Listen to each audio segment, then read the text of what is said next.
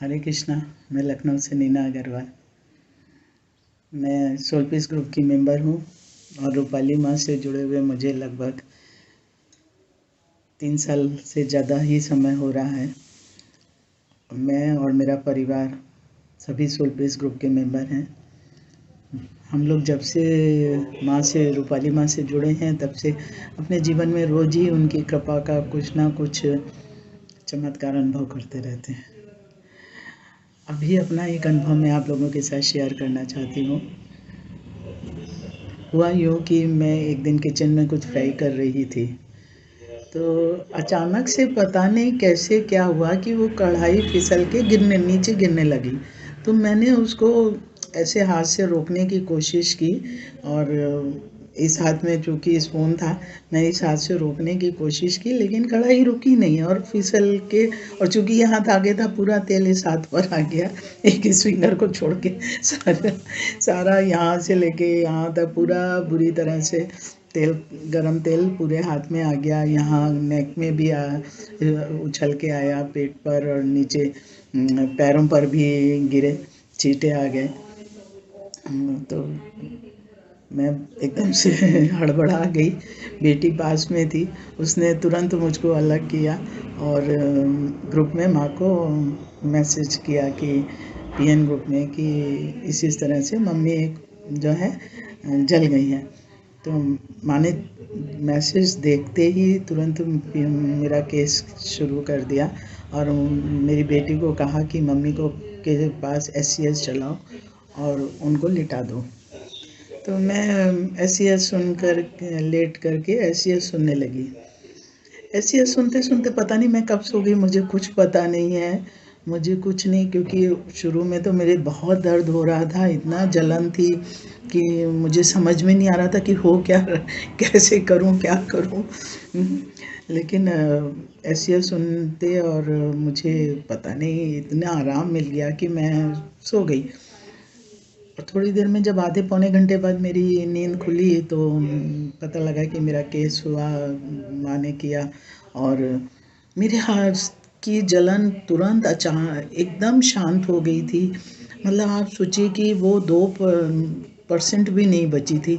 अगर शुरू में 10 से भी ज़्यादा थी और उस समय वो 2% भी नहीं बची थी। ऑलमोस्ट शांत हो गया था हाथ भी और सब। और अगले दिन तक मैं देखा, मैंने एक भी छाला नहीं पड़ा था इस हाथ में, कहीं भी कुछ नहीं था। बिल्कुल स्किन ज़रूर इतनी ब्राउन हो गई थी, पूरा हाथ इतना ब्राउन हो गया था, लेकिन छाला नहीं पड़ा था। और उसमें और पैर में भी कहीं छाला नहीं था, यहाँ नेक में भी छाला नहीं था, स्किन ब्राउन हो गई थी। और वो स्किन भी 4-5 दिन के बाद अपने आप ही उतरने लगी और उसकी जगह नई स्किन आ गई और कुछ भी नहीं, सब एकदम ठीक हो गया। और आज की डेट में हाथ में देखिए कहीं कोई निशान नहीं है, कुछ नहीं है, एकदम साफ। कोई नहीं कह सकता कि मैं इतनी जली थी गरम तेल से।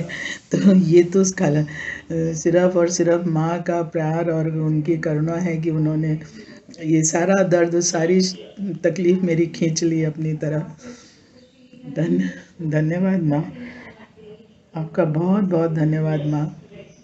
हरे कृष्णा।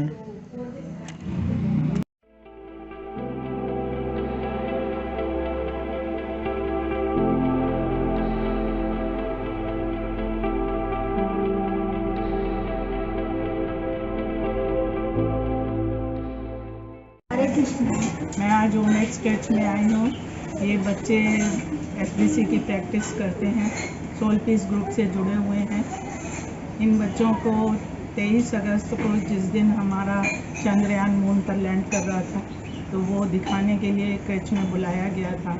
ये सब बच्चे यहाँ पर आए थे, तो देखते हैं उस दिन इनके साथ क्या हुआ था। इन्हीं बच्चों से पूछते हैं। हाँ बच्चों, आप लोग उस दिन आए थे जिस दिन चंद्रयान चंद्रमा पर उतरने वाला था, तो आप लोगों ने क्या हुआ था, आपके साथ क्या देखा था? लाइट चली गई थी। और क्या हुआ था? बारिश हो रही थी। फिर देख नहीं पा रहे थे आप लोग, तो फिर आपने क्या किया? हाँ, ठीक से बोलिए, क्या किया था आप लोगों ने? हरे कृष्णा का जाप किया था ना हम लोगों ने? और कृष्णा जी को बुलाया था? और किसको कहा था? किससे प्रार्थना की थी? से प्रार्थना की थी। फिर क्या हुआ? और बारिश भी बंद हो गई। और उसके बाद देखा आपने? देखा था ना चंद्रयान वाला? फिर क्या हुआ? बहुत अच्छा लगा? नाचे थे आप लोग? तो रूपाली माँ को thank you.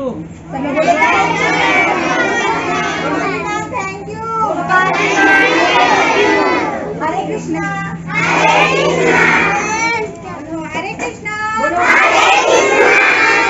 Hare ma'am. Thank you ma'am.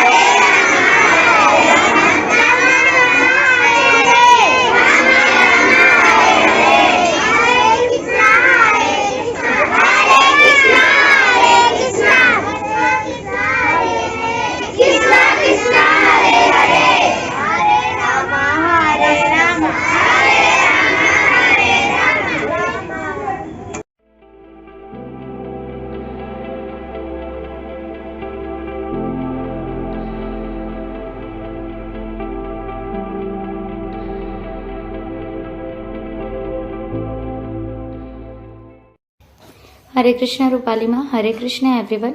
मैं एक फीडबैक आपके साथ में शेयर करना चाहती हूँ। अभी राखी के कुछ टाइम पहले, रक्षाबंधन जब आया था उसके पहले मैंने राखी और हरितालिका तीज के लिए अपनी शॉप में सारा सामान लेकर रखा हुआ था। समथिंग 30 या 40 हज़ार रुपये के समथिंग में मेरी छोटी शॉप है, उसमें मैंने माल की खरीदी कर रखी हुई थी बेचने के लिए कि सीज़न पे मेरी दुकान अच्छे से चल जाएगी। लेकिन क्या हुआ कि इस बीच में मेरी मम्मी की बहुत ज़्यादा तबीयत ख़राब हो गई और हमको उनको नागपुर लेकर जाना पड़ा, जिसके वजह से मेरी राखी का जो सीज़न था उस पूरे सीज़न भर में दुकान बंद रही। उसके वजह से मेरा कुछ भी सेल नहीं हो पाया सामान, और वो सारा पेंडिंग पड़ा रह गया।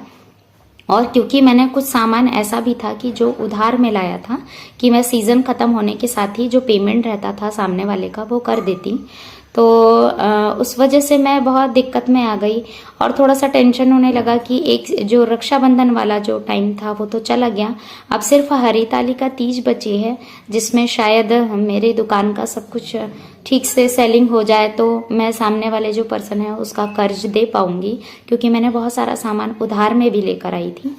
तो मैंने माँ से प्रार्थना करी, माँ को इन्वोक किया और माँ से बोला कि माँ अब ये सारी चीज़ें, मेरा जब सब कुछ आपका ही है तो ये सारी परेशानियाँ भी तो सब आप ही देखेंगी, आप माँ हैं।